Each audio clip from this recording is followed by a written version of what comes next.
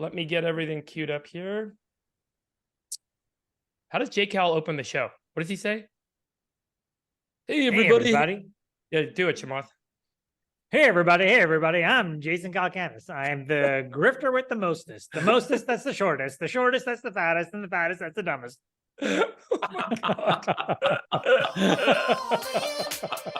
He's not even here. You can't do that. It's awful.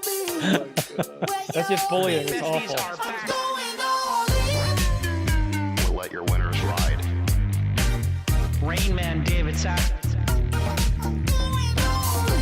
And instead, we open source it to the fans, and they've just gone cray with it. Love you, besties. Queen of Quinoa. Great open, Chamath. Welcome to Where the is All-In Jcal? Pod. Where is Jcal?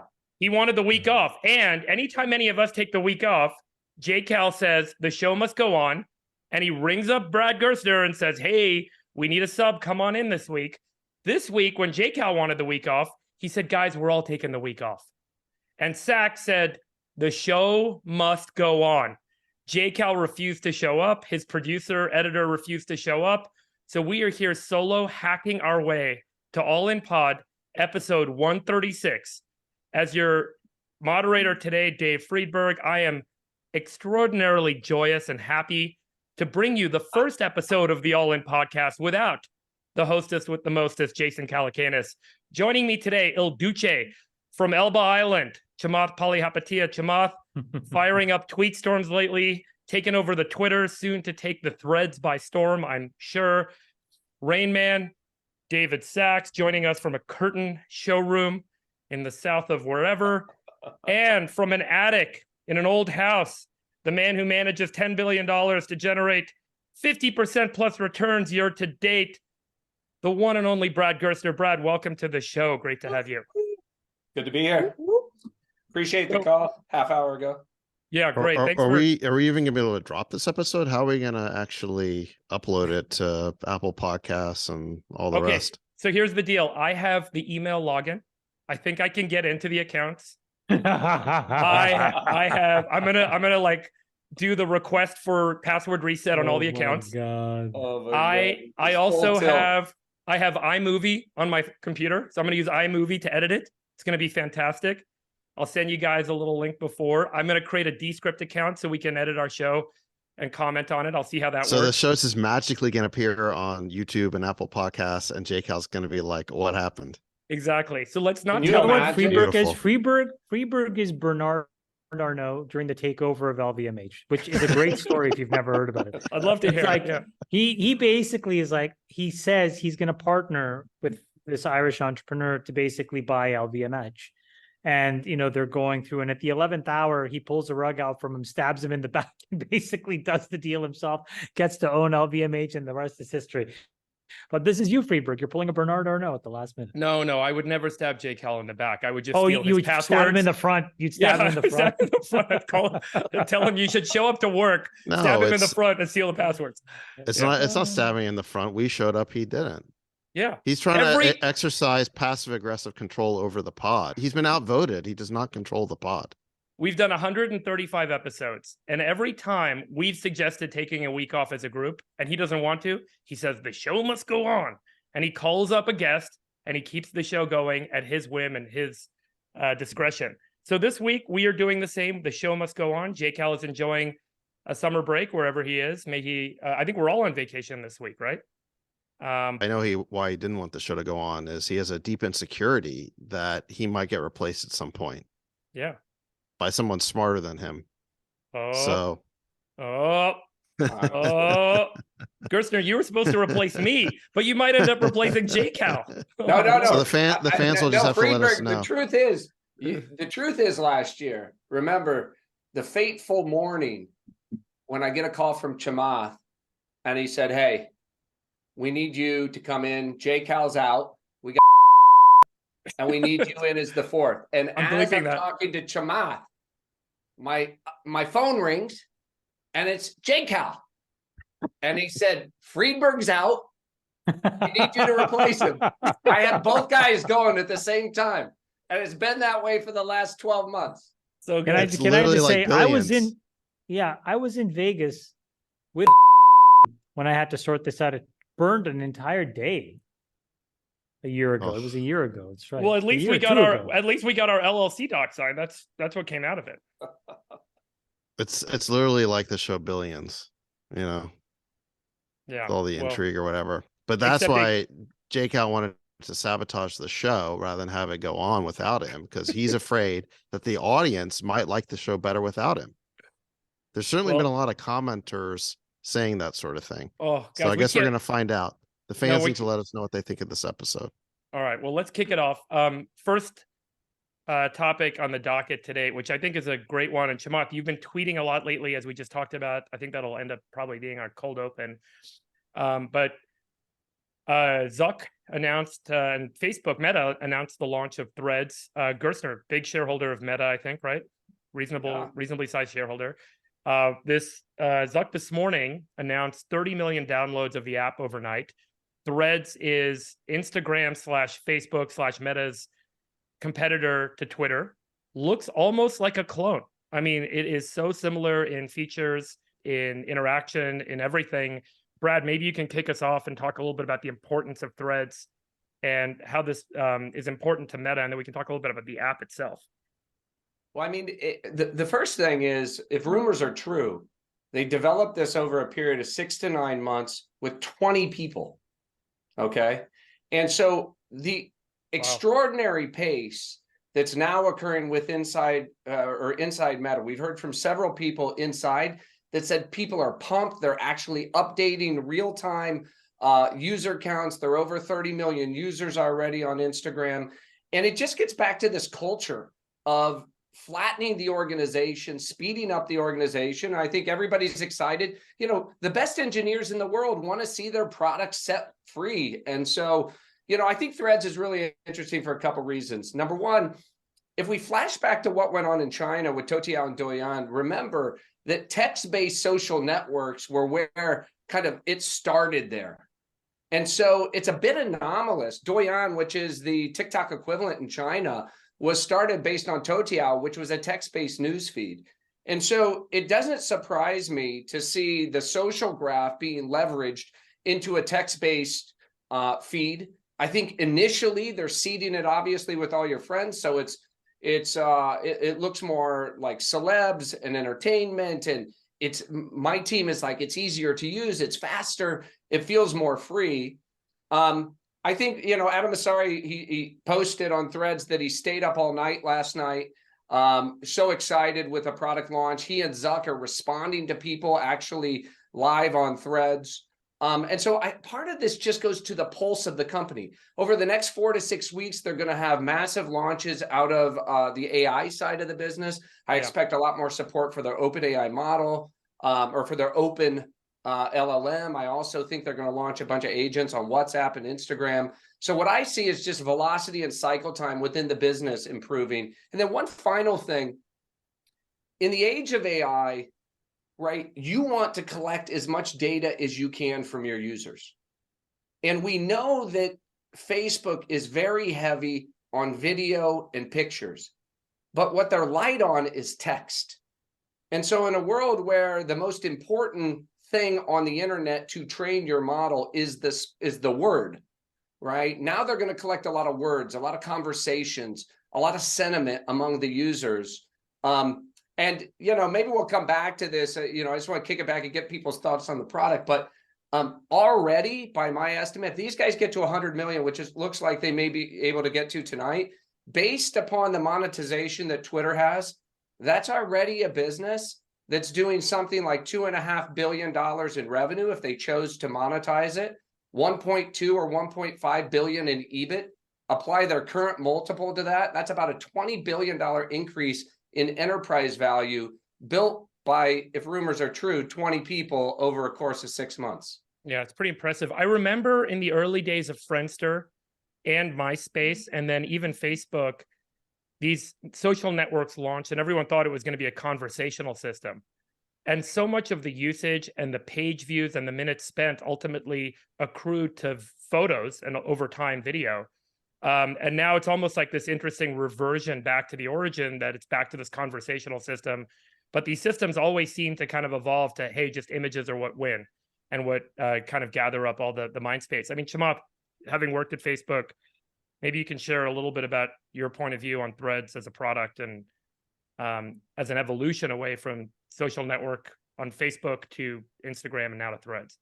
I think what people don't understand is that the successful category winner in each of these categories needed to invent something de novo that nobody else had. In the case of Facebook, we invented photo tagging when it didn't exist, and then we invented the newsfeed when it didn't exist. And then there was a bunch of people that copied it, but it didn't matter because we had refined and owned that use case already.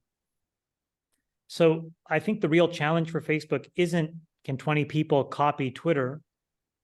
I mean, you know, Mastodon is a copy of Twitter. There's a bunch of Parlors, a copy of Twitter. Truth Social is a copy of Twitter. The challenge is going to be, can you invent some de novo feature that makes people actually want to use this? And, you know, rage quitting Twitter because you're not a fan of the product right now, or Elon, isn't a successful long-term use case, because all of those people will eventually come back. So I don't know, I'm a little bit more skeptical of the whole thing. I think that right now what you see is not even a full copy of the system. It's, you know, a 50, 60% copy with a lot less usage. And so as a result, a lot less traffic. But I think you need something new. You know, TikTok, the reason why it became successful was it was a fundamentally new use case relative to the alternatives. And I think that that captures people's imagination and mindshare. So this is not what Threads does. And so in as much as it's a copy of something that is already an established behavior, I don't think it has very high chances of success. But don't stories and Reels undermine that argument? I mean, Reels was a copy of TikTok and Stories was a copy of Snapchat, and they're both giant products today. I think that you can definitely copy features into an existing product with new distribution, but to invent a new product wholly from scratch, that's a carbon copy of something. But again, Reels attaches onto Instagram, which is a unique use case, right?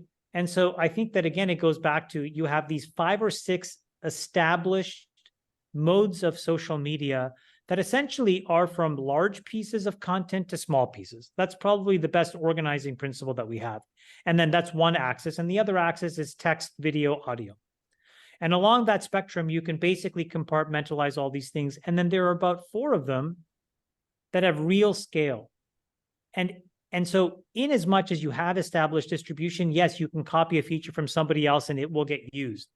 But that's not what this is. So if this instead gets integrated into Instagram, I think it's much more dangerous to Twitter than as a standalone product. As a standalone product, I tend to think it's DOA for the most part. Unless, again, it invents something totally new that we're missing. Sex, you're an advisor to Twitter. What do you advise Elon? And, you know, how do you think about this as a competitive threat? Yeah, I'm not a formal advisor to Twitter. I was just a guy hanging around during the transition. No, look, I mean, I tend to agree with Chamath. The thing that Facebook did really well here is there's a one-click sign-up flow from Instagram where you just click to download Threads, and then you can log in with your Instagram account and port over your bio and all of your data and your social graph. So it's super easy to get set up. But by the same token, you know, if they have 10 million or even 30 million signups, that's really just a 3% conversion rate on the billion, you know, users that Instagram has. So a lot of people are just going to make that click because they're curious. They want to find out what Threads is. I wouldn't be surprised if they got 100 million users or 200 million users that way. Just people, you know, clicking over from Instagram to see what this new thing is. The question is, what's going to be the habit forming behavior here?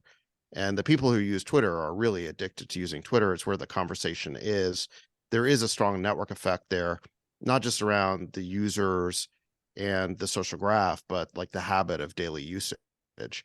So, you know, how many of these people who are signing up are actually going to go use it every day? Are they going to take the time to copy over, to kind of copy paste all of their Twitter posts over to this new medium? And then what about all the comments and replies?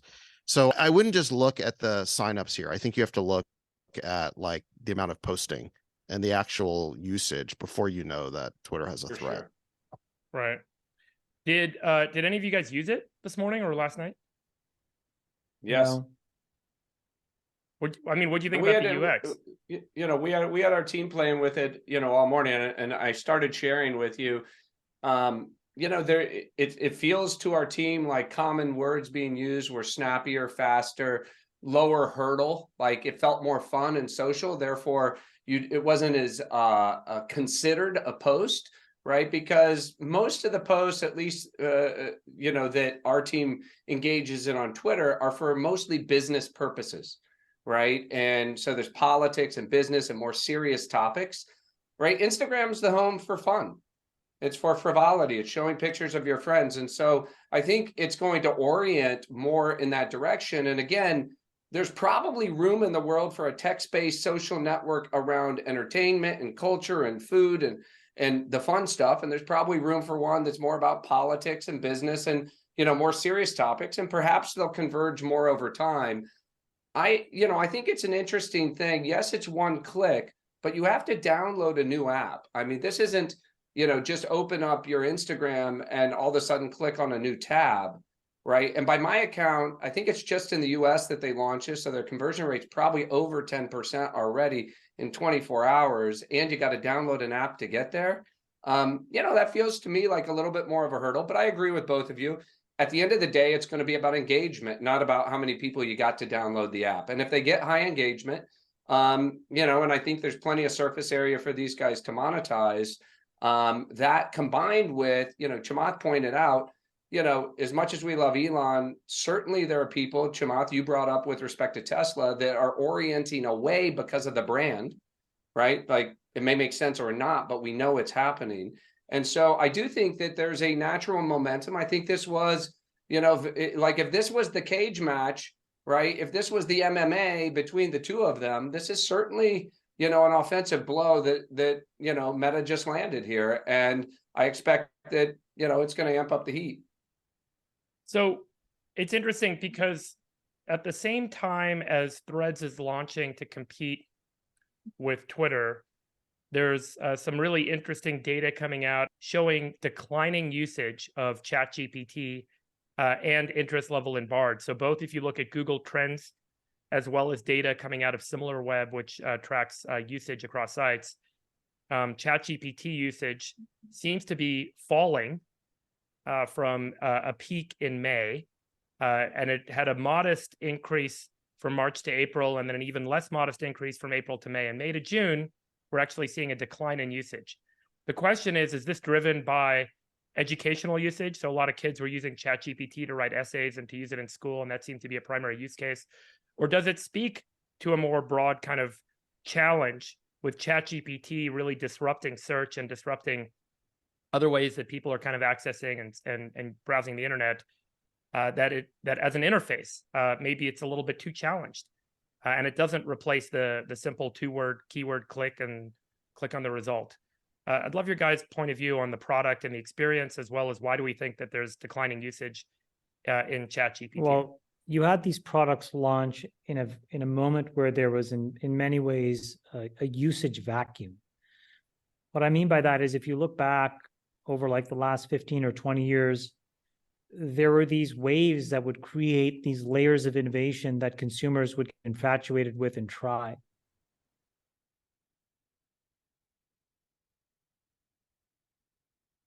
It came right on the heels of a pretty massive head fake, which was around VR. And that was supposed to be this next big tidal wave of consumer innovation, which turned out to be just a total fart in the wind. Mm. And so I think that there was a setup here where consumers were, hankering for something really interesting and unique and new and novel. A lot of people wrapped those labels around the chat versions of these LLMs. And so you had, again, this explosion of usage. But I think what we're going to find there is that there's some pretty useful use cases, but narrow, where these chat interfaces are very useful. And the usage will decay to that number. And that number is probably a fraction of what the peak was. So then people will get disillusioned and the press will say this was, another fad from Silicon Valley. But then I think the reality is that the real stuff, which is around enterprise software, healthcare, the physical sciences, that's where the real AI leaps, I think, will have really momentous value. Those are still 18 to 24 to 36 months away from seeing the light of day in terms of real products that actually work. So, yeah, again, it's part of the hype cycle, and we all kind of fell for it. The only winner here is NVIDIA. I think the loser here are most of the VCs who pumped in hundreds of millions to billions of dollars in rando stuff too early. And the consumers, they tried it, they didn't like it, they moved on. They're waiting for the next thing. Zach's agree, disagree? Well, I think that's going a little bit too far. I mean, I think that there may be a couple of things going on here. One is that the curiosity factor may have been played out. I mean, the novelty has worn off a little bit. I think there was a lot of people using it initially just to see what it could do and hearing about it and wanting to test it out. So I think people have sort of scratched that itch. Also, school is now out of session. So for all the people who are using it to do some kind of academic research, there's not a need to do that right now.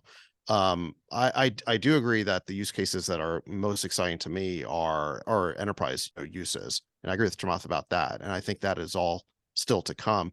I think in terms of the consumer, I don't think it's going away, but I think that they're going to have to improve the accuracy. They're going to have to improve the performance, the speed of it, maybe improve the interface, add some more features if they want to get to the next level of usage. I mean, think about the product today. 100 million downloads. The whole downtick here is explained by kids being out of school. I mean, it's down 10%, and like kids have to be more than 20% of the usage of this thing. Totally. I would think. Yeah. So I think you set that aside, but just think about how hard it is to use this product, right? If most people, you have 4 million people paying $20 a month. Could you imagine people paying $20 a month to use Google? Then on top of that, try downloading plugins. It's still a pain in the ass. And if you don't have a plugin, I think there are only 500,000 people using plugin. If you don't have a plugin, you have no new data past 2021, which makes it dead on arrival as a product. So I think we're so early in this that to judge the chat interface based upon the product that exists today, I think is a huge mistake. I think that what we're going to see is kids come back to school. You're going to see the normal uptick in traffic. It probably hangs out around this 100 million, 150 million level in terms of usage. I think the next 10x for a chat-based interface, at least insofar as it concerns the consumer, is when we move from information retrieval to action. And you've heard Zuckerberg talk about this on the Lex Fridman podcast. You've heard Meta talk about this outside of that context, and then you've heard Mustafa talk about it from Pi, which is this idea that I say, hey, show me the 5 best hotels in Milan. It shows you 5 hotels, and then you say, book me the Cipriani for these dates, and it actually will book it directly with the hotel, engaging with an agent there. Now, Mustafa from Pi says this is months away. Zuckerberg alludes to the fact that they're going to have action bots on WhatsApp and Instagram in the not too distant future. I think all of the, all the links exist in the world to do this today. So I would say look for that as the next 10x feature for consumer-facing chatbots. And then finally, I'd just say, I was at the Snowflake Summit last week. There were 600 applications, so new startups that applied for their startup contest. They were each using an application of ChatGPT built on top of Snowflake data. 600 new companies. And this is they just launched their application layer. So there's a tremendous appetite for people to help enterprises, right, access that information and build much more seamless discovery on top of it. I tried to use ChatGPT, the mobile app, on July 4th. I was just trying to find a good quote to use in by like an American patriot or founder, framer of the Constitution, something like that, to tweet out for July 4th, and it just errored out on me. And it was like one of these error messages that you can tell an engineer wrote. It's this totally non-anticipated error. And I tried it like 2 or 3 different ways, a couple of different chat threads, just didn't work. It's completely inexplicable. So when you have those kinds of experiences, it makes you just want to go to Google, which is what I did. I eventually went to Google to find what I was looking for. I thought ChatGPT could do a better job because I thought it could help me find things that would be specifically appropriate for July 4th. So I was curious to see what opinion it might have. But Google is just much more performant. So they have to like work out those kinks. I mean, Yeah. that's pretty I think clear. I think like natural language prediction as a capability is certainly here to stay, along with the agents and the action bots that can integrate behind the scenes to do things for you. The real question for me is this a winning interface? If I think back to user interfaces, user experience in the history of computing, we can kind of go back to the original terminal interface on DOS. And you would, have like lines that you would type and, you would kind of program the computer to do stuff. That was almost like the first real computing interface that people could use. And then there was Windows. And when Windows came along, it was a new type of interface, a new type of interaction model. And then we had the icons that arose with the iPad, iPhone revolution. And obviously the internet, the browser was a new UX. And the browser provided hyperlinks. And in one window, you would click through and go to lots of different things. And then that browser interface eventually integrated images and video. And then the interface that we're almost used to lately, that we all probably spend most of our time on, is the scrolling interface, where there's infinite personalized content created for you and you just keep scrolling, whether that's on Facebook or Twitter or Instagram or what have you. And that's where we spend a lot of our time now. And if you think about the transition, you're getting more for less, meaning you're getting more content, you're getting more output with less input. The challenge with the chat interface is that you're getting almost today, in its current iteration, a little bit less output because it's mostly textual and it's requiring more input. You're having to write sentences and ask it stuff. And so I think if you think about the evolution of user interfaces in computing, chat as an interface faces quite a bit of friction.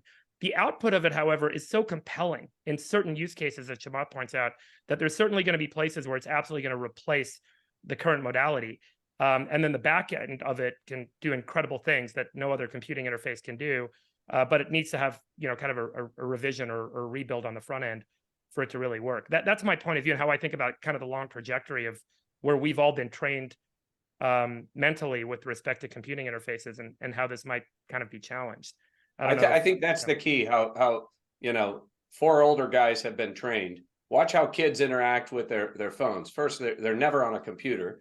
They're always on their phones and they're always talking to their phones, and it's always chat based. And so I think we have a whole new generation that, like, it's so native to the way that they interact with the world. And, to be honest, I was sitting there this morning prepping for the pod, and I had a brilliant conversation with ChatGPT about what happened with rates and inflation, et cetera, in 2000, 2001, 2002. It was interactive. I was using my voice. I wasn't typing anything. I thought it was terrific, way better than the experience I would have on Google. So again, I think we're early in the evolution of this. But, I think that, for my kids, this is completely native. Yeah, That's I mean, great. I think for kids, it's amazing. I just don't think kids will have 20, 30, 40 bucks a month to spend on this. I mean, some kids will, but that'll just further exacerbate the divide of the kids that can versus the kids that can't. But I don't think that that's what's going to create a valuation framework for a multi-deca-billion-dollar company. If you want to see a well-used education product, Chegg's got something probably not near, that's probably as good, and that's a $3 or $4 billion market cap company last time I checked. So yeah. Well, Brad, you mentioned that you were doing a little research for the pod talking about rates. Obviously, that was in anticipation of the discussion on the Federal Reserve meeting minutes that came out a couple days ago. I'll read a few excerpts from the published minutes, where obviously the Federal Reserve meets to discuss overnight rates, whether to raise rates and their outlook for rates, driven in part by current economic data, including their view on inflation, their view on economic activity, et cetera.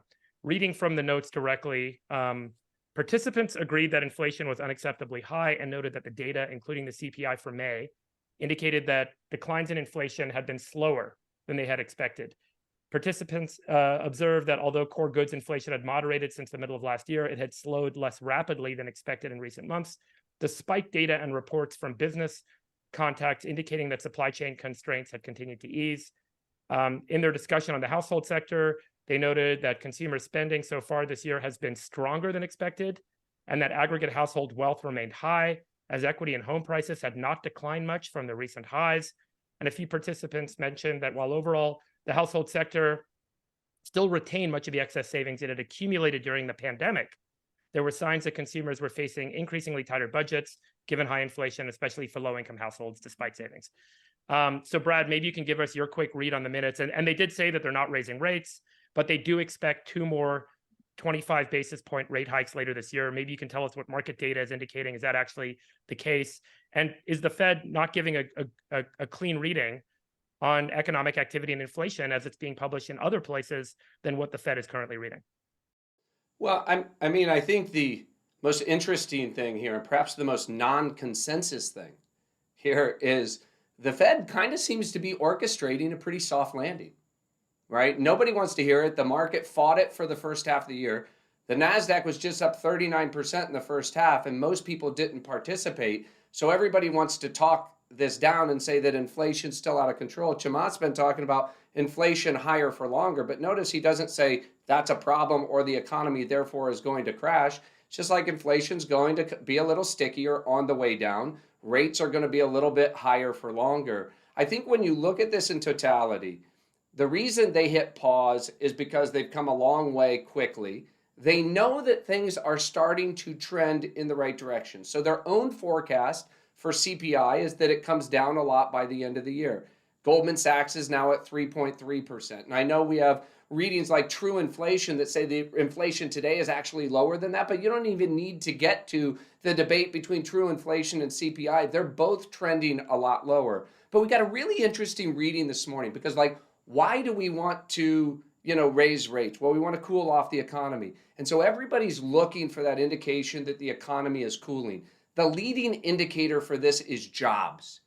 So we had a really hot ADP jobs report this morning, right? Over 450,000 new jobs created, and everybody got nervous. The 10-year shot up to over 4%. The market turned down at the start of the day. And then we got the JOLTS report. Now, Larry Summers has described JOLTS as a much more, that's job openings, okay? So this is more of a leading indicator, like how many of the job openings are we consuming? And that actually came in better than expected. So what it suggested is that more people took jobs than we had anticipated. And remember, JOLTS peaked closer to 12 million, and now we're at about 9.8 million. And so when I look at that, and then look at the jobs report, ADP jobs report, over half of the new jobs created were in hospitality and leisure. So think about what was happening a year ago. Airlines were trying to hire people, restaurants were trying to hire people, hotels were trying to hire people, and nobody took the job for 2 reasons. Number one, they were afraid of COVID, but number two, they were getting stimmy checks from the government. They didn't need to work. Now what we see is people are starting to take jobs. Those show up as higher employment numbers in ADP, but in lower JOLTS, right? So fewer job openings. To me, again, that probably speaks to a healthy trend in the economy. But clearly, the economy is not crashing. We had a lot of people who said that the economy was going to hit the skids in Q1 or Q2 of this year due to these higher rates. The economy is incredibly resilient. But if I had to describe, the rate trajectory, the Fed has said, listen, we may have 2 more rate hikes. It's basically priced in. And if you look at real rates, so this is the interest rate that really acts as the brake on the economy. So this is effectively the 10-year versus future expected inflation. It's now at one of the highest levels we've had since 2008, 2009, back closing in on 2%. So, it seems to me that the Fed's got its foot pretty strong on the brake. It's jawboning the economy, saying we'll do more if we have to. But the things that they're looking at, job openings are coming down, inflation is coming down. So I don't know. I think you have to leave open the possibility that the fat part of the distribution curve looks like a softer landing than most people want to admit. Yeah. So Chamath, Gerstner is predicting a soft landing. Do you agree? I mean, you've said we're going to see rates stay high for a very long period of time.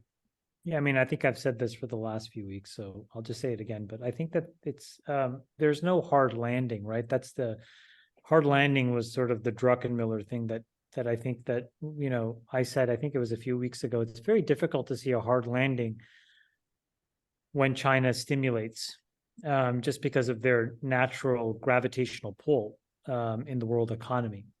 And, we can talk about that again, because it just looks like China's in super, super, super trouble. Meanwhile, I sent this little image to you, and Freeberg, you may just want to throw it up here just to look at. But, when you look at inflation, we've done the best job of the developed nations in getting this thing under control. And so I think now it's just about making sure that we adequately contract the money supply and making sure that we have bullets in the chamber in case things get bad. What do I mean? When you look at this chart, the thing that I think about is I'm glad rates are almost at 6%. Why? Because when you look at the UK, Italy, Germany, most of the Euro area, France, Japan, and then, China, it's non-existent, but China has a different issue. The reality is that, a pretty bad set of economic circumstances could actually touch the Western developed nations if you start to see some of these countries rip rates higher to like 7, 8, 9%. The UK, it seems like, I don't know what you guys think, it's definitely going to 7. And it could go to 8. I mean, it could be a very bad situation for the UK. They're in a lot of trouble. And so I think it's important that the Federal Reserve have tools. So by continuing to constrict the money supply, have rates that are relatively elevated, maybe a quarter or two longer than they need to, it gives them a lot of positive optionality if they need to step in if something bad really happens. And so I generally think they've done a very good job.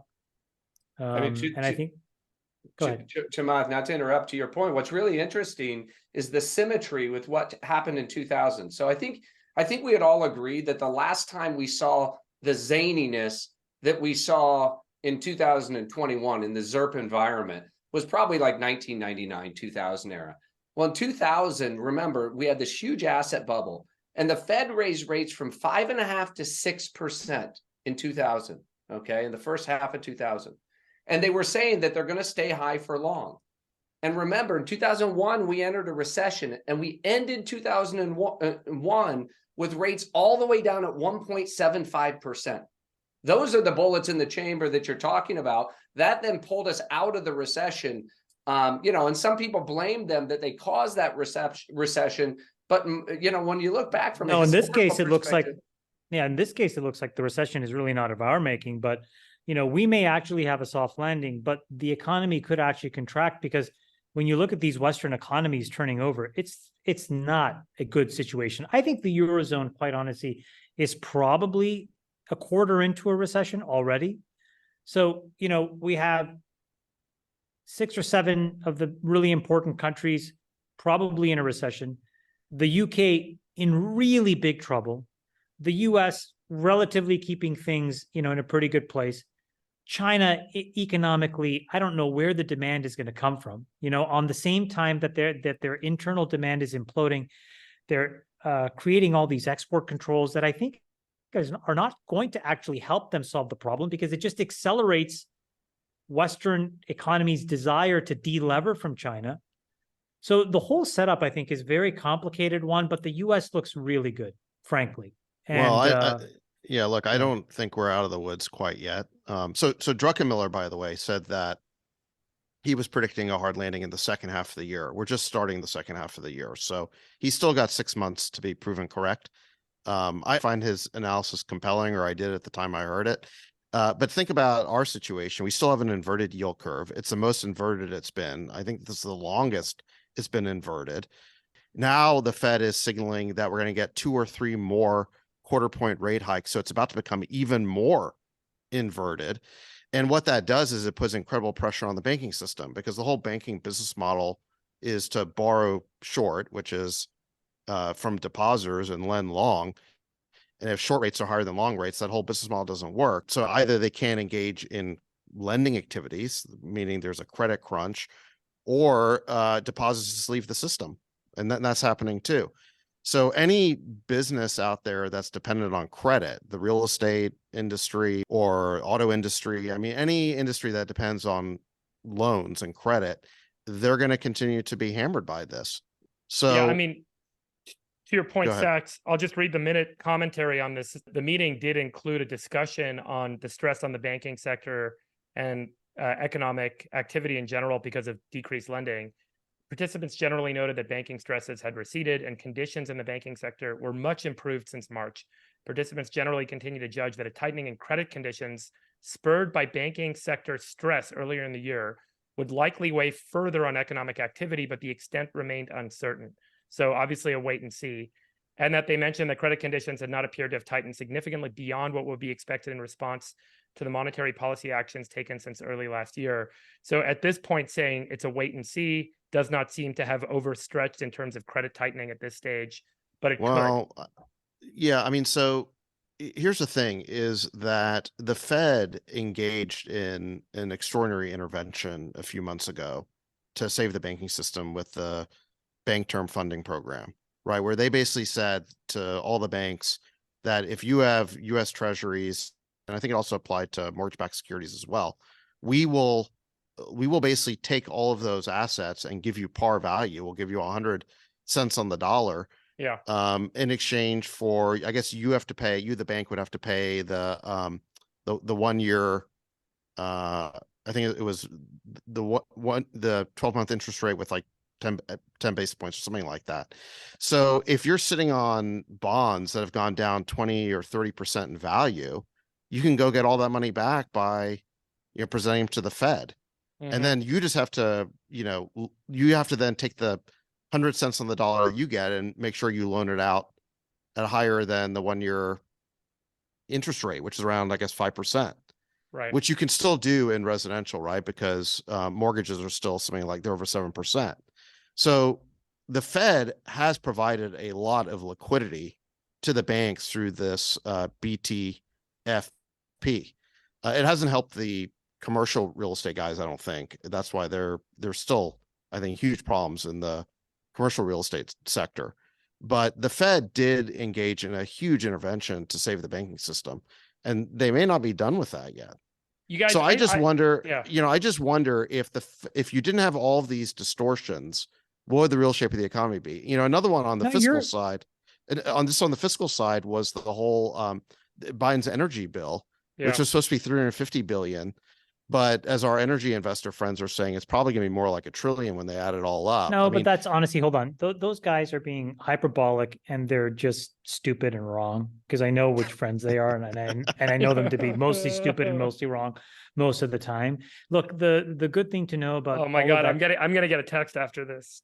Well, yeah, you should, because he doesn't know what the fuck he's talking about, and he keeps saying. But there's a lot of stimulus is the point. Whether it's $500 million, sorry, $500 billion or $1 trillion. Whatever. He's just talking his book. But where can I just go back to where you're fundamentally right, and where I think both of us can be in unison on this, which is there is a looming credit crisis in the United States, and we've talked about this before. I tweeted something a few weeks ago, but the debt wall that corporate America is about to hit is pretty meaningful.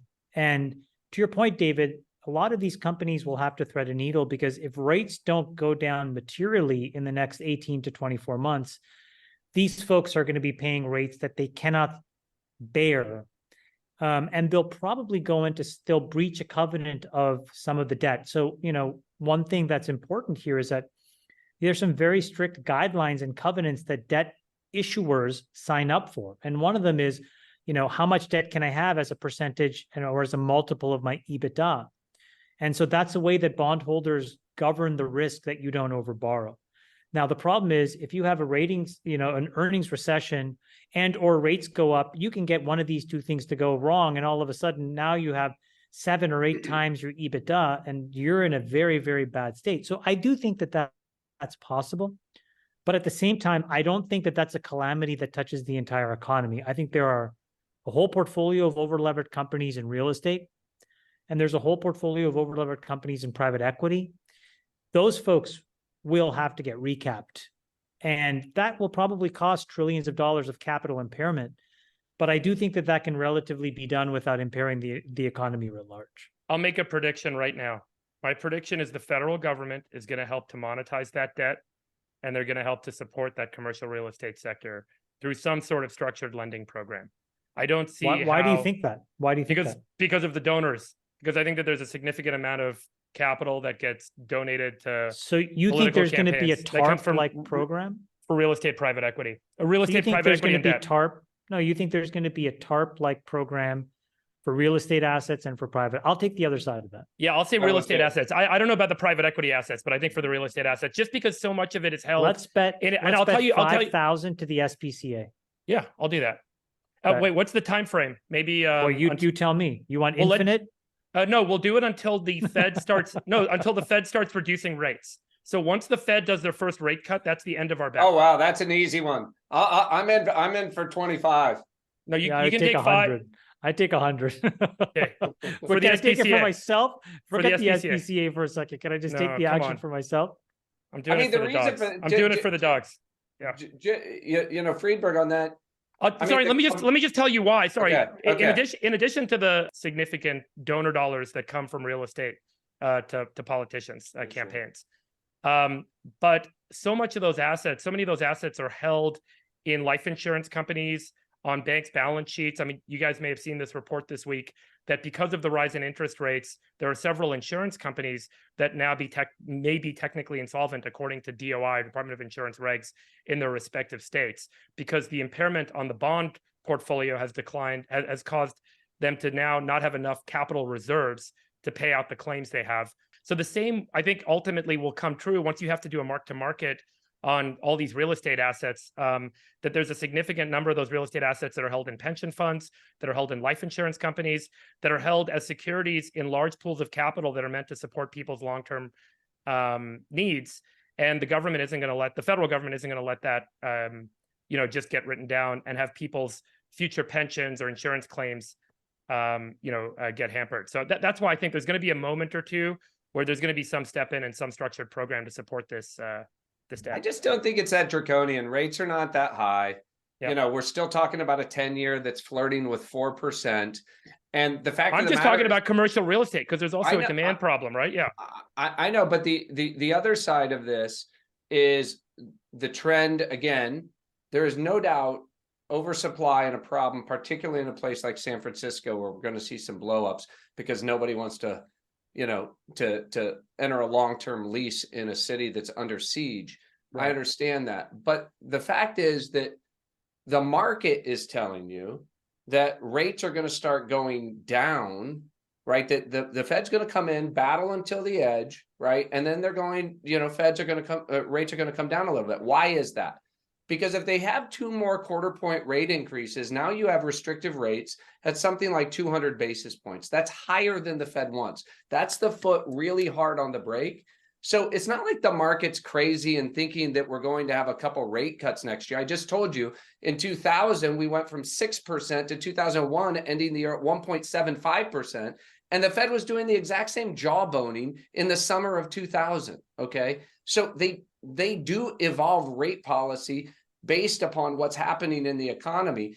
All of the things are rolling over. CPI is rolling over. JOLTS is rolling over, et cetera. So again, I just don't see the heightened concern. I think to the bank issue, Sachs, to me, that was the much scarier concern. Druckenmiller actually pulled forward his hard landing expectation to Q2 of this year as a result of the bank crisis, and now has pushed it back out to Q4 of this year. I think if we had another, black swan like banks or something that I can't foresee today, then, that could certainly be the thing that would be the catalyst to toss us into a hard landing. Barring that, I think that, By the way, I think the distribution of probabilities, the fat part of the curve, is that we have a softish, medium, sort of landing here. And I think you're right. I think you're right. And by the way, like if the UK had not left Europe, then the whole contagion of Europe could be one of those black swan events that we would all be talking about as theoretically possible. But it looks like the UK is probably going to, it's really bad, I think.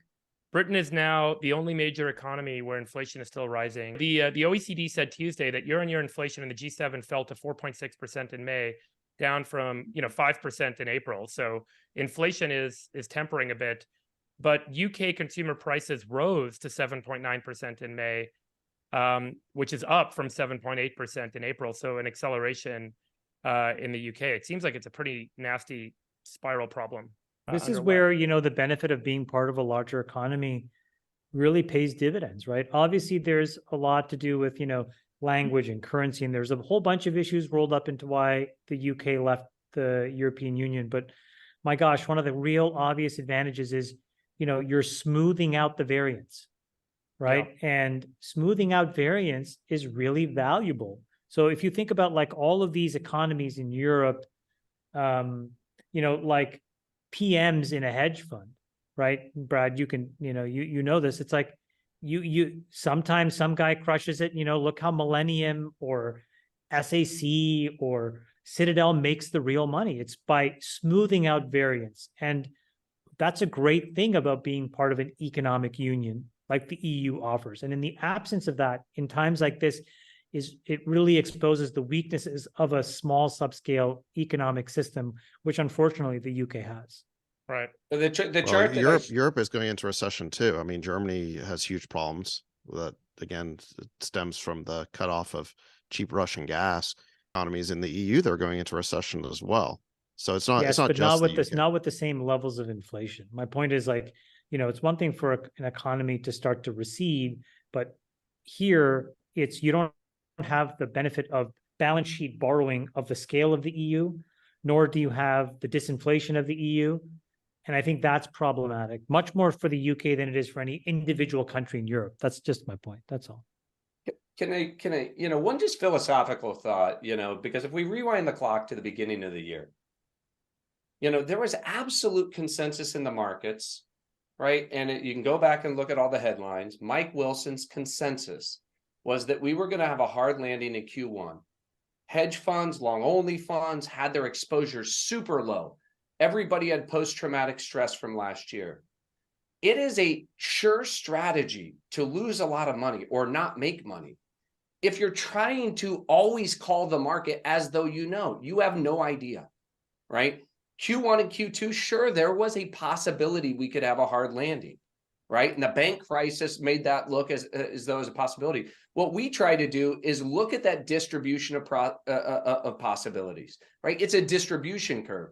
And so I put up on the screen here what the market's implied Fed fund rate changes are from today. So what the market is betting on, which from my perspective is better than any one of us trying to forecast, right, what's going to happen with future rate increases, it's saying, yeah, we're going to go from 5.08% today to something like peaking at 5.45% in November of this year. Mm-hmm. And then at some point beyond November, could be December, could be Q1 of next year, right? We'll see enough turning over of CPI, enough turning over of jolts that now we'll say the balance of risk has shifted to being too punitive on the economy. So we're going to reel back in one of those rate increases, okay? And I think that, so Friedberg, just to clarify on the bet we just made, which I'm excited about, you have to have this TARP, commercial real estate rescue program before they reel back one of those rate increases, which the market's telling you could be as early as December. Yeah. But I encourage everybody who listens, don't listen, it's not like go all in because Druckenmiller says hard landing, or don't go all in soft landing because we say soft landing. Our net exposure has come down over the course of the year at Altimeter because the markets have moved up a lot. They're pricing in more of a soft landing today. So the idea is to have high exposures when the world's panicked, and then to reel in your exposures a little bit, but never be all or none. I mean, the fascination with calling the big short, the big hard landing, soft landing, it's just a sure way not to make much money.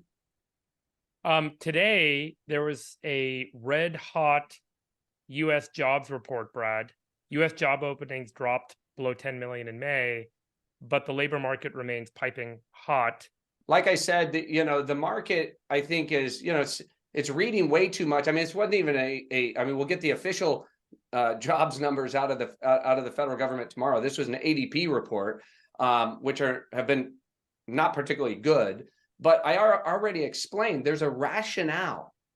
Peel behind the ADP report. 250,000 of the 1,000 odd jobs that were created were in hospitality and leisure. I mean, these were desperately needed because we have a peak summer travel season going on.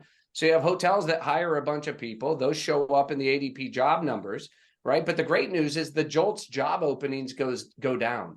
And, Summers was complaining last year that JOLTS wasn't going down fast enough. He also said something that was really interesting. When JOLTS goes down by over 10%, so think we've had a move from 12 million to 9.8 million. He said when JOLTS goes down by over 10%, we have a reduction or an increase in the unemployment rate by 2.5% in the subsequent 12 months. So JOLTS is a leading indicator. You got to reel in those job openings, and then you start seeing unemployment bump up. So with a tight economy, the foot on the Fed's foot on rates, some of the contraction that Sachs has been pointing out, and then we start to see these early indicators in JOLTS. I mean, people need the job clearly, or they wouldn't have taken them. Their stimmy has run out. All of these things are what the Fed is trying to manufacture. Right. So I don't look at that jobs number. In fact, we were doing just the opposite, in the market this morning to what the market was giving us. I don't think that was a very good read through at all. Okay, I want to talk a little bit about jobs. The Florida State Senate Bill 1718 went into effect on July 1st. This bill now requires that any company with more than 25 employees use the E-Verify system to verify the legal immigration status of their workers, of their employees.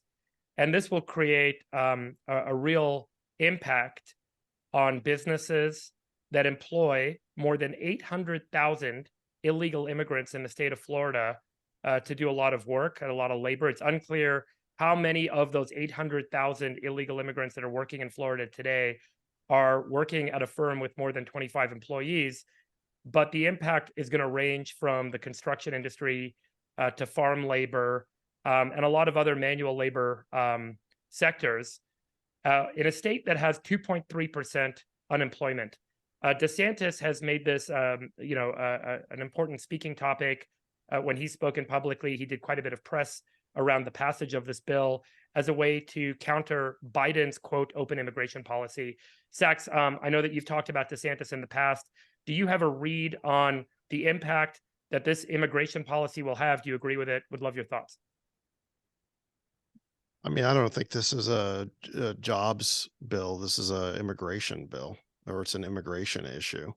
And look, I don't know what the impact on Florida is going to be from this. I don't trust a single story that's out of, I guess there's just a story in the Wall Street Journal about it. I mean, this feels like a campaign story. So I want to see more stories before I reach a determination on what the impact's going to be. But politically, do I think this is smart? Yeah, because the border is the number one issue in the country right now. I don't think you guys are as clued in to like how on fire the country is about what's going on at the border. At our fundraiser, RFK talked about the border because he went there. There's a bunch of really good clips online. I don't care who you are. You can't listen to that accounting. It's just an accounting, right? So anybody could do it. So it doesn't matter what your political perspective is on RFK. Anybody who listens to that accounting can't be anything but shocked.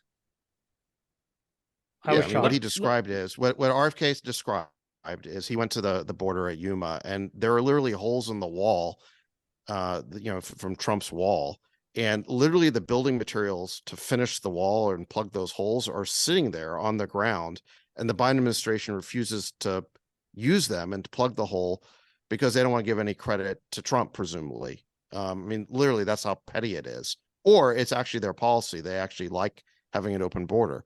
So something like 7 million illegals have come in through the southern border since Biden's been in office. And they're not from Central America, it turns out.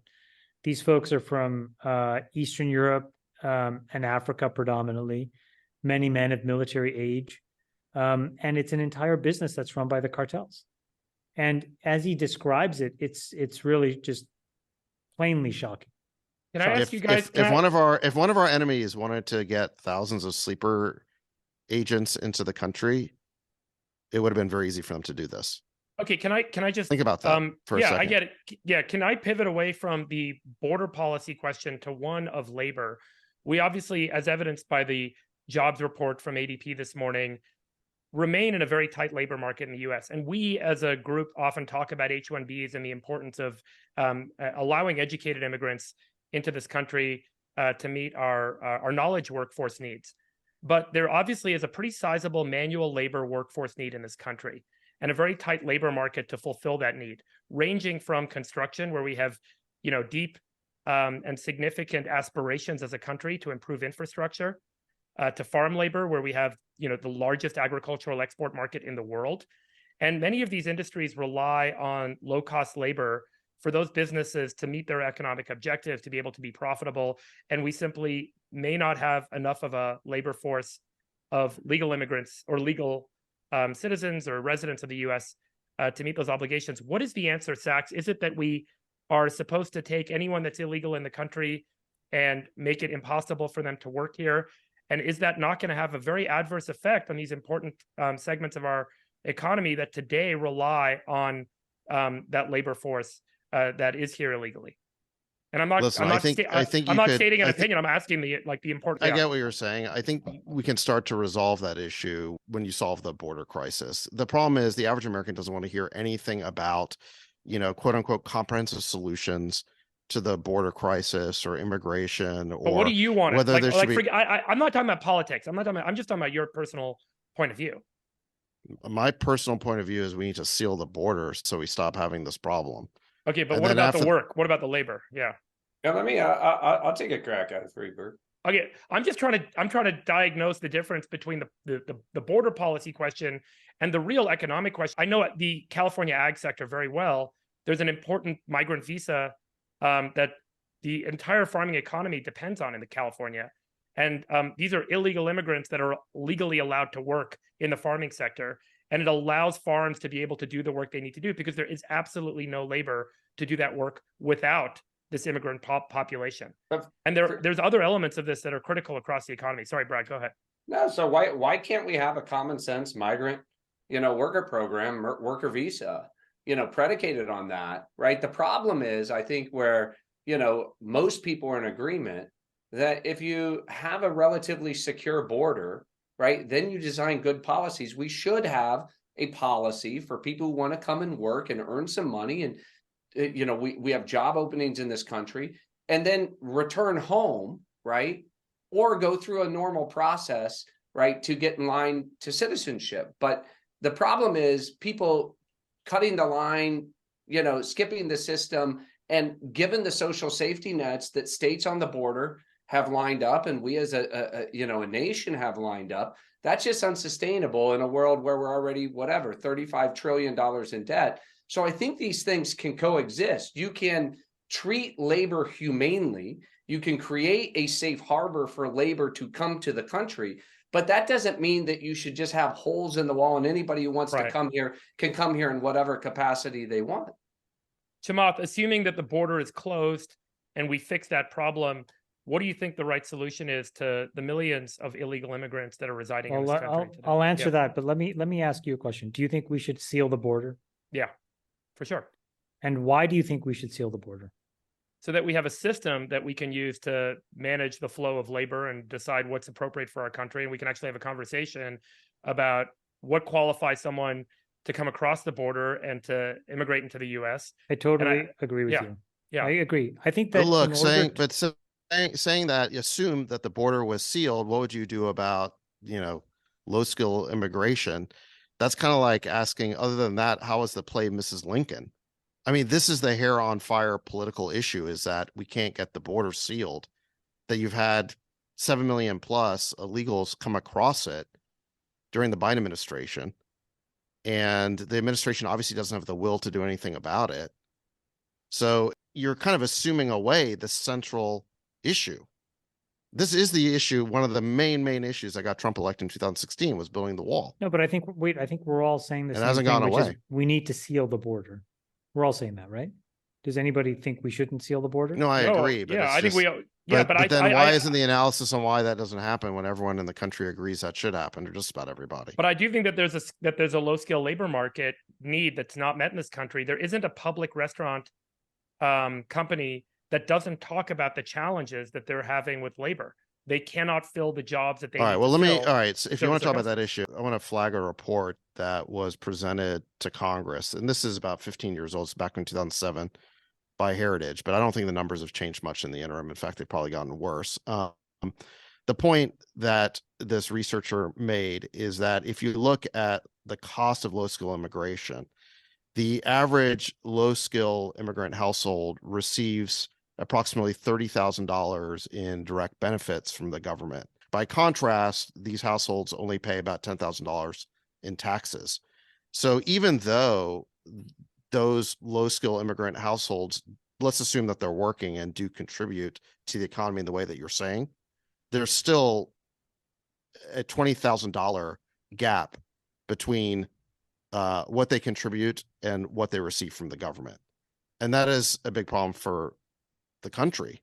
My guess is that the counter argument would be that more than $20,000 of economic benefit accrues to the businesses that employ that labor, because they can now be profitable. They can now get the work done that they need to do. They can grow their revenue. They can expand their footprint. They can service their customers, all the things that otherwise they might not be able to do without having access to that. I think that's a big lower cost labor assumption. force. I think that's a big assumption. One of the problems with the system that we have is that there's a lot of government benefits, Right. and so if you want to have a more open immigration policy, that's sort of inconsistent with the idea of having a super generous No, I think benefits yeah, policy. I think there are three distinct things. One is it open or closed, and second, if it's closed, what are the qualification criteria and how many? And I think that's totally reasonable. The third is what government benefits are provided, and you could reduce the government benefits if it's too costly. You could improve the qualification criteria and increase the number of I know folks that are coming in. I know this may sound crazy, but I think that tying together immigration and jobs is like the best way to ensure that nothing actually happens on immigration. Right. And what I mean by that is that when you go to a restaurant, for example, and the service has decayed because they can't get enough staff, right? You don't walk out of that restaurant thinking, wow, we need comprehensive immigration reform. You say, thumbs down on Yelp, I'm never going back here again. And so unfortunately, if it's service sector jobs in particular, by the way, there is no closed loop way where you actually tie these two issues together. And so the issue becomes stranded, which is what it has, which is why I think what Brad said and Zach said is right, which is there's an order of operations here where the American people probably want an immigration system that says something like, here's a point-based approach, right? Where we try to attract the world's best. Think about it like a draft, right? And we want to attract the world's best athletes to come play on our team, Team America, Team USA. We have all of the capabilities to do that. But before we do that, we have to kind of close the border. And I think that that's the only way it's ever going to get done. Meanwhile, the problem with the jobs thing is a bit of a red herring towards immigration because people just don't tie the two things together, practically speaking. Well, I was going to say one final point on this is that when you admit lots of low skill immigration or labor into the country, you're creating wage pressure for Americans at the lowest end of the totem pole. And that is why they are so resistant to it. This is why average working class Americans are very upset about the border. It's also a security issue, and there's drugs pouring across as well, the fentanyl crisis that we see. But it creates a lot of wage pressure for Americans who are at the lowest end of the ladder. Yeah. I mean, what's wrong with just paying them a little bit more, So here's some statistics for you guys. The total population of unauthorized immigrants in the U.S. peaked in 2007, has declined slightly since. California felt it first. From 2010 to 2018, the unauthorized immigrant population in the state declined by 10% to 2.6 million, mostly impacting the farm economy. So California state reports that from 2010 to 2020, the average number of workers hired by California farms for crop production declined to 150,000 from 170,000. I talk with a lot of people in the farm economy, as you guys know, and this is an endemic problem in California agriculture, is that the lack of a labor force that allows the farms to be profitable is really impacting folks' ability to operate and to grow. And, that ultimately translates into consumer prices and so on. So there are huge consequences to having effectively an open border policy that go beyond just, farms or, vineyards not being able to hire enough cheap labor. I mean, look at what's going on in France right now. Yeah. You've basically got riots. You've got a civil war going on. There's a large unassimilated poor immigrant population in that country. That's where open borders gets you. That's the end result. So there are huge consequences to allowing in huge numbers of low-skilled immigrants. Yeah. Especially illegal ones. I don't think there's a lot. This is where we get to, last week we had the Canada H-1B and announcement about their tech nomadic visa program. And I sent it to 2 members of Congress. I sent a tweet. That Sorry, just recap for us what happened, Brett. Okay. So in Canada last week, the government announced an aggressive push to recruit technology workers from around the world to Canada. So they made it easier for tech workers to get what they are calling a digital nomad visa. So you can now go and work, in Canada if you have a job offer. And then they also, in kind of a gangster move, said, if you already have an H-1B visa in the United States and it's starting to run out, just bring you and your family to Canada and work from here, right? So it was like we've been talking about. We need H-1B visa reform. We need to recruit the world's best and brightest in artificial intelligence, et cetera, to the United States. And they were doing it quite aggressively. Now, the point is, I sent that to 2 members of Congress, a Democrat member of the House, a Republican member of the Senate. And I got back nearly identical answers from both of them. They said, no chance that happens here, dead on arrival, because nothing's going to move until we have a comprehensive immigration policy in this country. And then I said, well, why isn't that happening? They said elections, right? Show me the incentives and I'll show you the outcome. The problem is all 4 of us agree. We should have sealed borders, but at the same time, immigration is what makes this country great. We want to treat people humanely. We need migrant workers. Like, this is not that hard a problem to solve in this country, but there's not even a conversation. The farce that is Washington, D.C. on this topic is there's not even an honest conversation or attempt to get to a solution here. So with a presidential election, less than a year and a half away, we're just back to the same old tribal war that we've had before. Now, I understand Zach's point is like, listen, nothing happens until we have closed borders, and maybe sequentially that's what we have to do, but it doesn't stop there. I think we all agree that what makes this country special is that we, 4th of July, we throw open the doors and we welcome, folks from around the world to contribute to this great experiment. Some of them are on a path to citizenship and some of them are not. What doesn't sit right with anybody is breaking the rules and skipping the line. I understand the desperation and the motivation of some people to do that, but that is not ever going to be a system that works for the majority. So it sounds like why is that happening? Why the reason that's happening? Well, it's being used for leverage, right, Sex? It's being used as leverage. The way I interpret. Listen, when you say that we can't do anything until we have comprehensive immigration reform. By the way, I heard future Democratic nominee Gavin Newsom say the same thing on Hannity. What the party in power is doing is holding the country hostage and saying that we're not going to close the border. We're going to use the border as a bargaining chip until you give us the immigration package that we want. But that really shouldn't be allowed, because really it's the obligation of the federal government to have a secure border. That's not something you trade. That's something that we should already have. Well, it's what we pay for. That's what we pay for. So that when they talk about comprehensive immigration reform, that's basically what they're saying is we're not going to give you a secure border until you give us enough policies that we want. Just to give you guys and Freeberg and Sachs are immigrants, but you guys got your citizenship through your parents.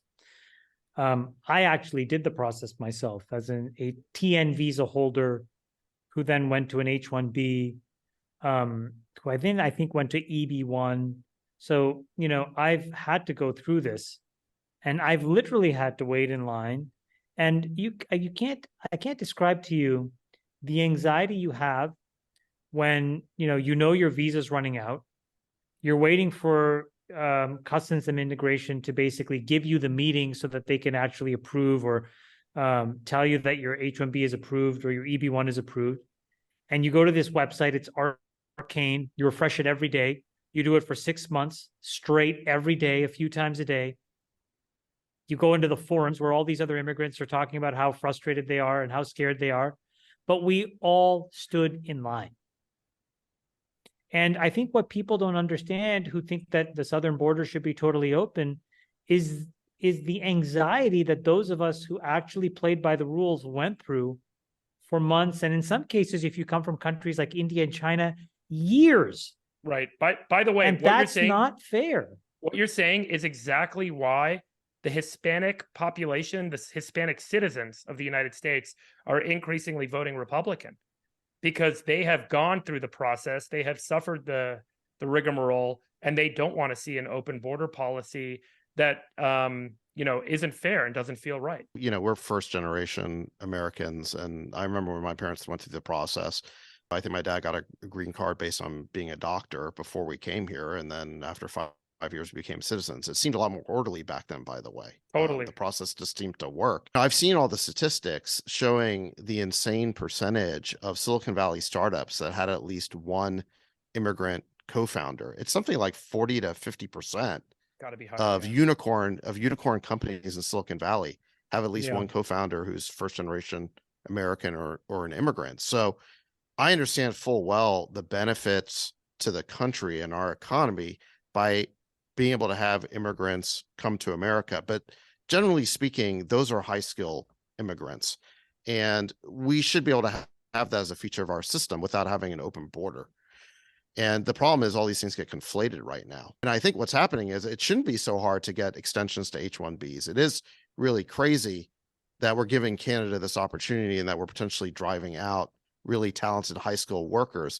But the problem right now is that the southern border is such a mess that the average American doesn't want to hear anything about H-1Bs or Any immigration. they don't want to hear about any of it. They're just like, I shut would the whole thing down. encourage people to listen to that RFK clip where he describes, and he's one of the rare presidential candidates that has taken the time and gone down there, and he just describes it very plainly.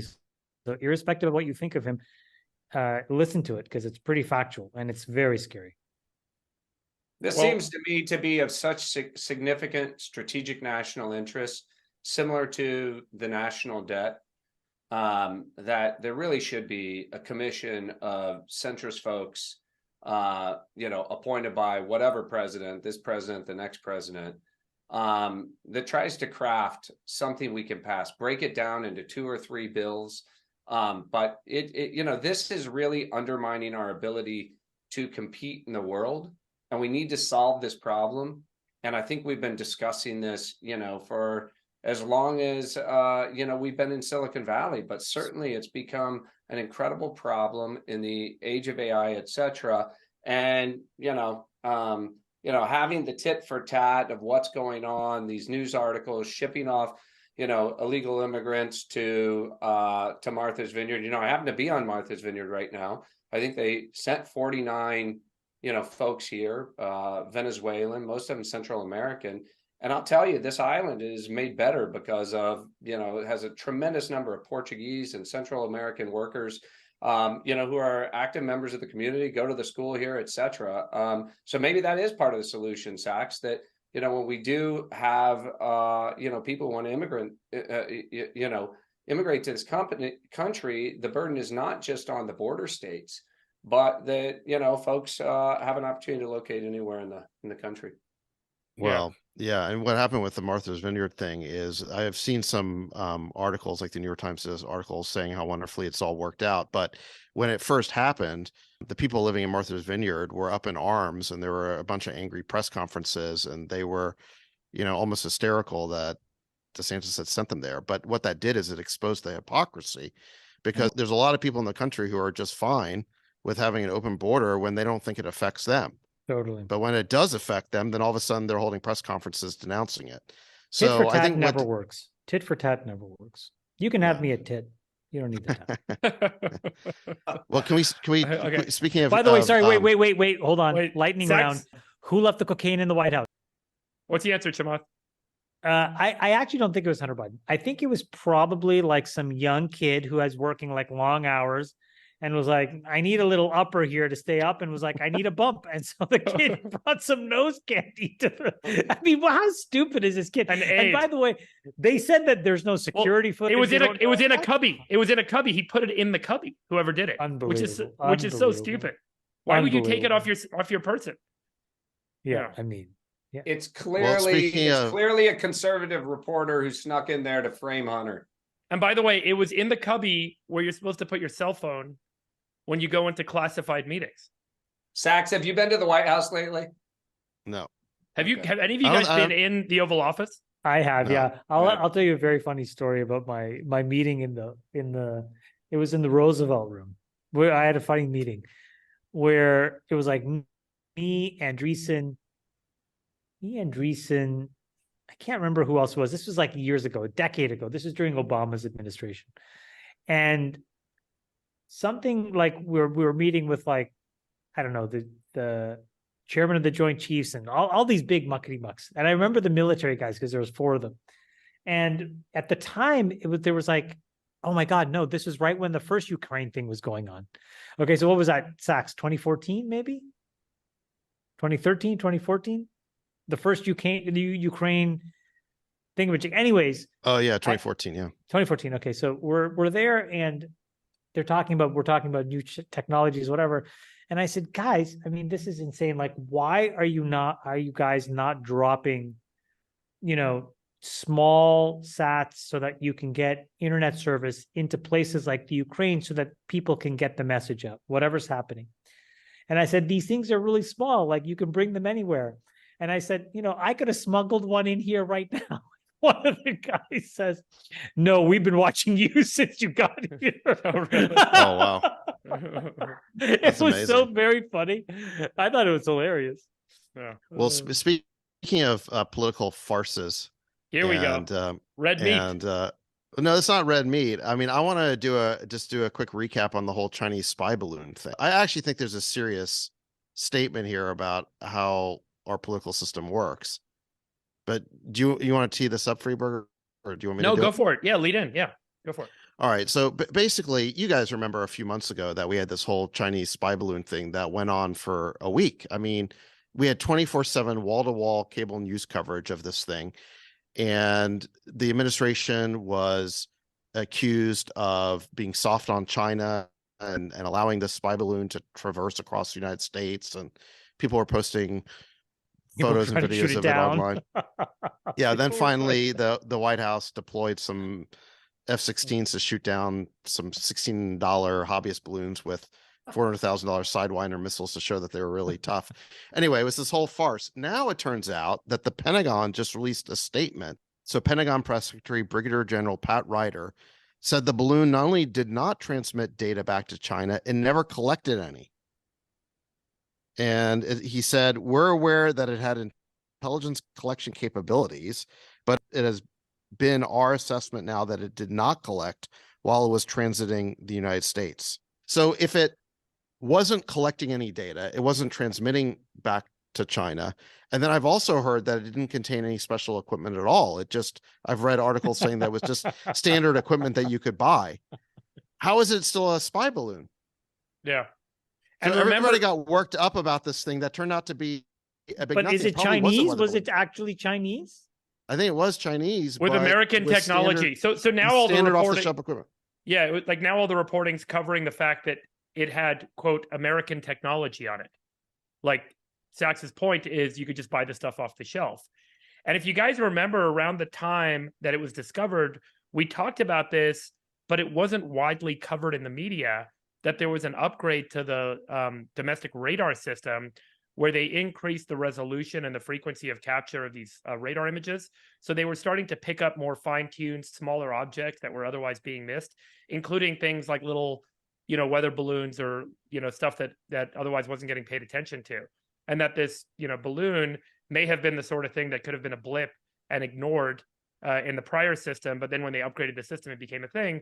And to Sachs's point, what's interesting is how it got spun into a domestic threat by the Chinese. Well, we had this debate on the pod months ago where I was like, look, this cannot be true. It makes no sense. I mean, the Chinese have spy satellites.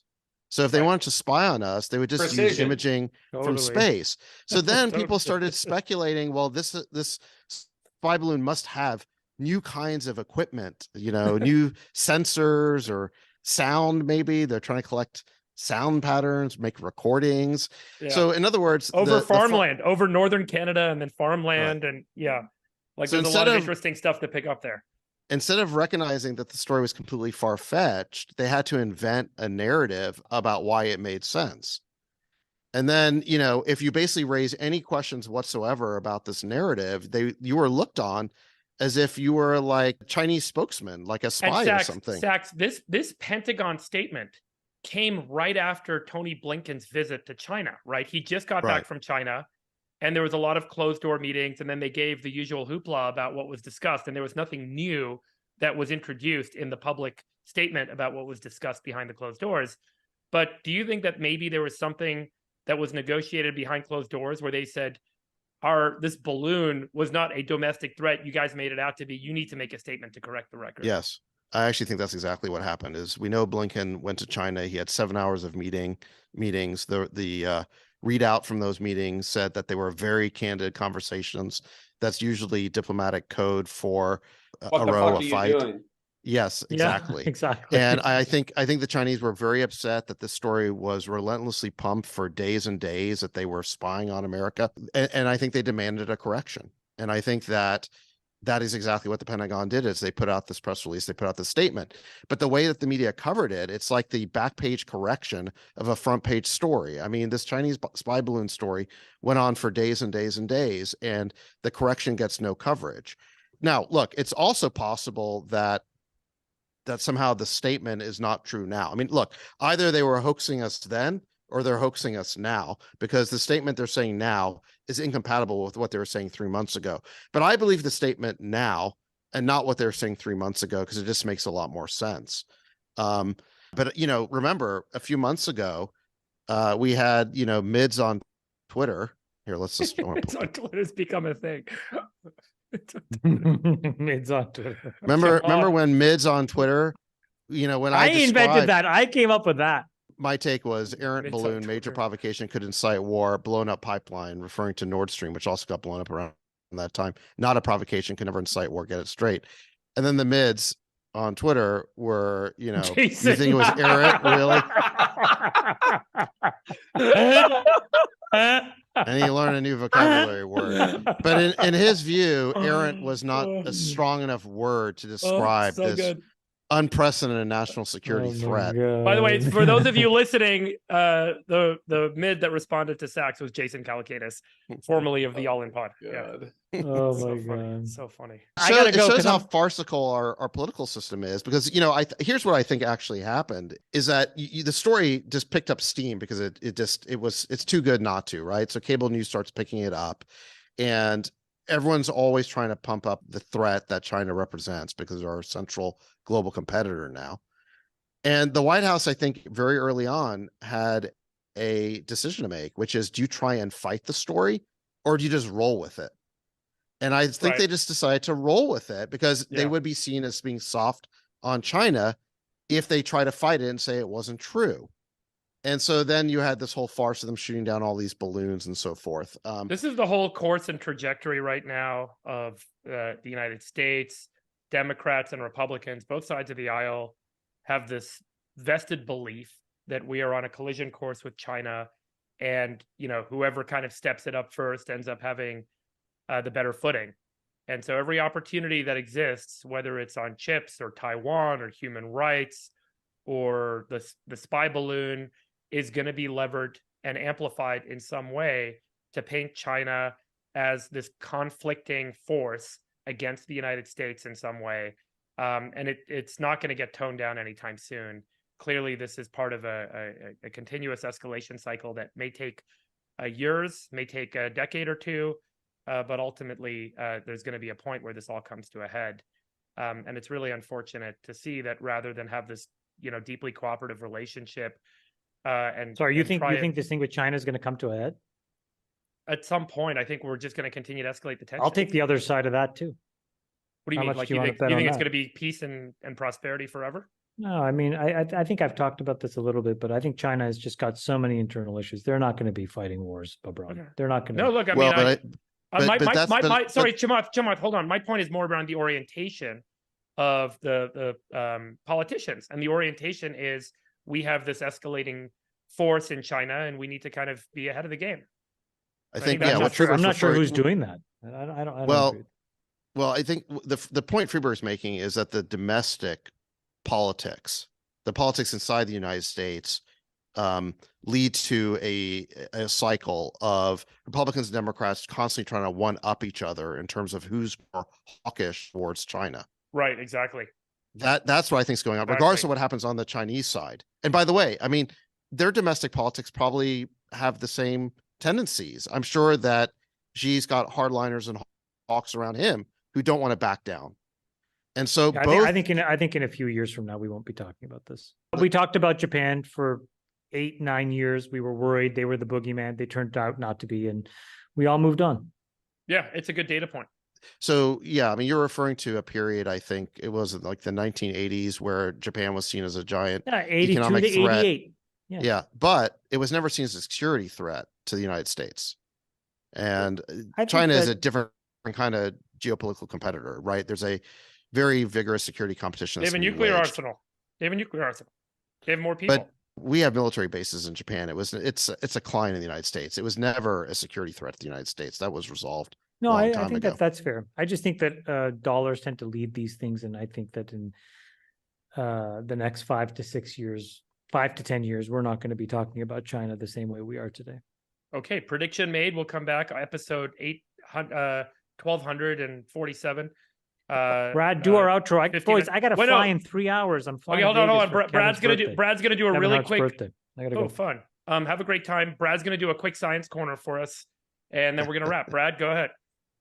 Well, one of the things I love about this pod is we cover everything from science to politics. And Chamath last year, in his biohacking series, told us all to get pre-nuvo scans, which I did, which is interesting. And I think, I don't know, Chamath, maybe 10 people have sent you notes and said, hey, you helped me discover a tumor, really amazing. Well, Crazy. So this year, and I did that. This year you've been talking a lot about heart flow. So I said to my general practitioner at my annual checkup, hey, I want to do this heart flow. And she said, oh, you don't need to do a heart flow. Your LDLs, all your stuff looks really Wait. great. You have a female GP? She's fantastic. Fantastic. Stanford educated, really Sorry, terrific. who in does Woodside. I don't care where she went, but who does the prostate test? He does? Hey, listen, there's some perks that come Checking along the with PSA is female insufficient. GP. I mean, no, but seriously, you have it really? I do. That's a level of intimacy I didn't expect from you. Wow. And so, but what I found interesting is when I suggested I get the heart flow, she said, oh, you don't need it, etc. Your LDLs are low. You're very fit. And she said, but on second, maybe you could go get this calcium score test, right? I didn't know anything about this, but I did a little quick research, and it turns out a big JAMA study in 2017, over 50% of men and women over the age of 40 carry plaque. Plaque's the #1 killer. It's a source of heart disease and heart attacks. And as Chamath's been talking about, there's, a prophylactic called statin, which is basically like a supplement, very little downside, no long-term downside effects, but it immediately starts cutting down the amount of fatty cells and plaque that's carried in your blood. So I thought it was interesting. I went and I had Chamath, as you know, the coronary calcium scan. It takes 5 minutes. It costs between $100 and $400.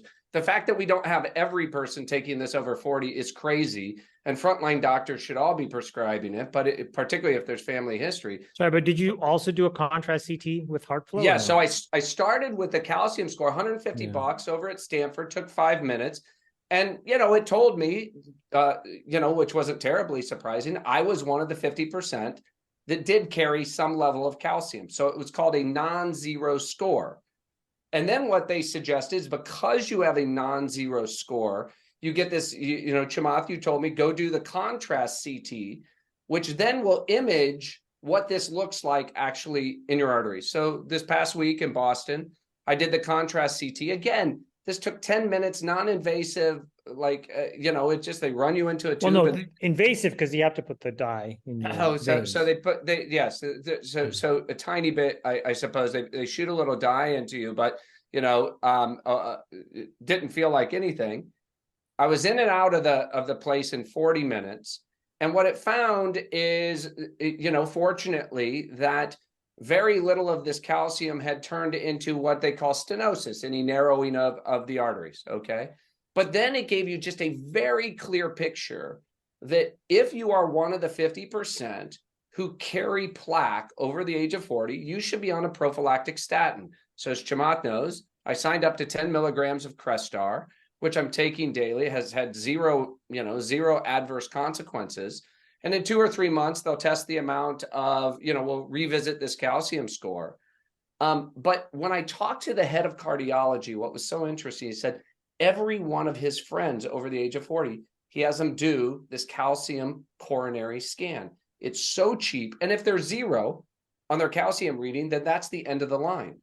But if they have a non-zero reading, then he'll do the CT coronary scan, which is, again, very cheap, more expensive than the calcium test, but very cheap. And when you think about the cost of the patients in this country, right, in our healthcare system due to heart disease, and when you think about the needless lives cut short, I was shocked how easy all of this was and how empowered I feel by the data and how fortunate I feel that I'm actually taking a supplement. I call it a supplement instead of statins because I think statin has some spooky name. It sounds to me like a better supplement than any vitamins I can take. And, you know, it's reducing the LDLs or these fatties in your, you know, in your blood. And I'll keep you posted, but I was very grateful. And, you know, as you know, I posted it in our thread. And I think all the besties, you know, we saw responses out of a bunch of folks in the thread this week are going to go get their calcium, you know, coronary scan. And I think it should be common sense on the front lines for people over 40, particularly if there's any family history. Go get this calcium test done this summer while you have a little extra time. There you have it, folks. $100 to $400 could save your life. Calcium coronary scan. Brad Gerstner, thanks so much for Science Corner this week. This has been great. How did you guys enjoy the show with our new foursome? Zach? Love it. Love it. I gotta go, boys. I really love you guys. I gotta go to Vegas. Stuff your face with some truffles. No truffles until the fall. All right. Bye-bye. Love you guys. Besties are back. We'll let your winners ride. Rain Man David Sack. And instead, we open source it to the fans, and they've just gone crazy with it. Love you, besties. Queen of Quinoa.